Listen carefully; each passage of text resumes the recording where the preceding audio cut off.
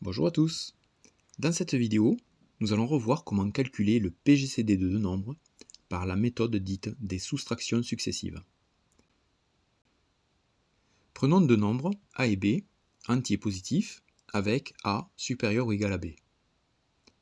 Le PGCD de A et B est le plus grand nombre qui est à la fois un diviseur de A et de B. PGCD est l'acronyme de plus grand commun diviseur. L'algorithme des soustractions successives est basé sur le principe suivant. Si un nombre est un diviseur de deux nombres A et B, alors il est aussi un diviseur de leur différence. Ce qui signifie que si un nombre divise à la fois A et B, alors il divise aussi la différence A moins B. Ainsi, le PGCD de A et B sera aussi le PGCD de A moins B et B.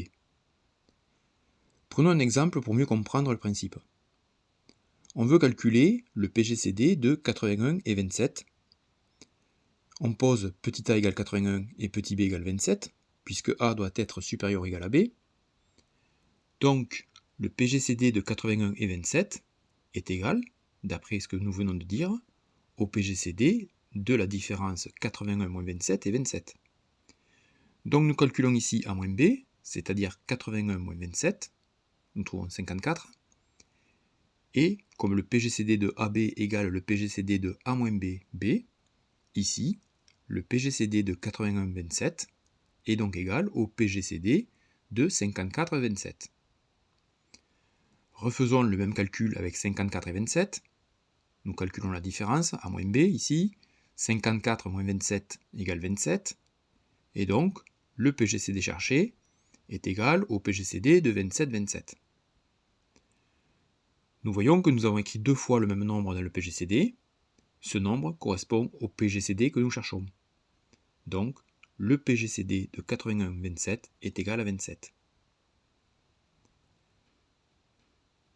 Prenons un autre exemple. Nous voulons calculer le PGCD de 285 et 38. Nous posons petit a égale 285 et petit b égale 38. Et nous effectuons les calculs comme précédemment.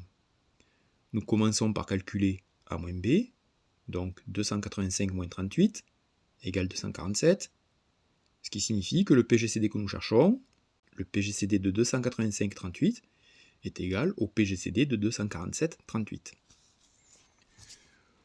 Nous poursuivons ainsi jusqu'à trouver deux nombres égaux dans l'écriture du PGCD.